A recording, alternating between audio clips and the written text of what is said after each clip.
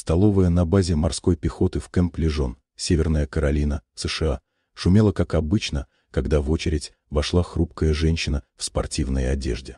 Ее звали Кристина Шарп. Она выглядела как обычная гражданская, зашедшая перекусить перед закрытием. Но едва она заняла место в очереди, путь ей перегородил высокий морпех, сержант Майкл Венс, вернувшийся с полигона. Он презрительно велел ей убираться, толкнул плечом и заявил, что здесь кормят только тех, кто работает, а не случайных жен офицеров.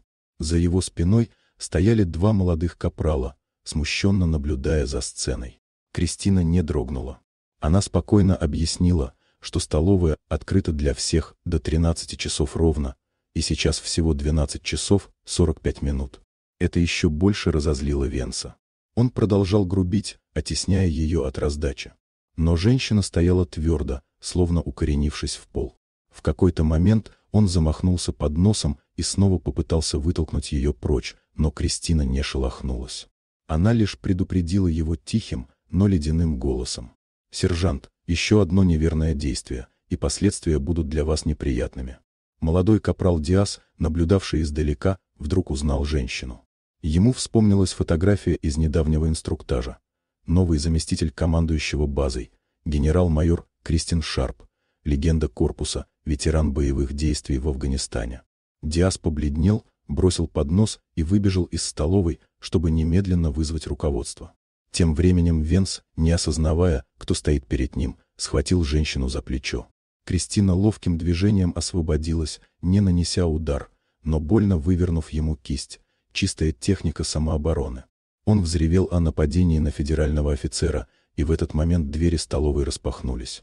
Внутрь стремительно вошли командир батальона, сержант-майор и группа старших офицеров. Они резко остановились прямо перед Кристиной, одновременно отдав ей честь. В столовой наступила тишина. Венс побледнел, наконец понимая, что произошло. Кристина спокойно представилась. Генерал-майор Кристин Шарп.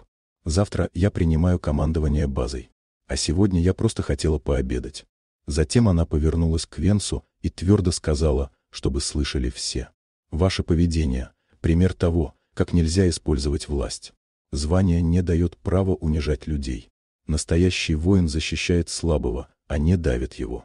Сержант-майору она поручила назначить Венсу дополнительную дисциплинарную подготовку и временную работу в столовой, чтобы было время подумать о командных ценностях корпуса. 3 недели спустя, когда Венс заканчивал свое наказание, генерал Шарп снова пришла в столовую. На этот раз в парадной форме. Он испуганно вытянулся по стойке смирно. Но Кристина лишь сказала: «Лидерство начинается со служения. Запомните это».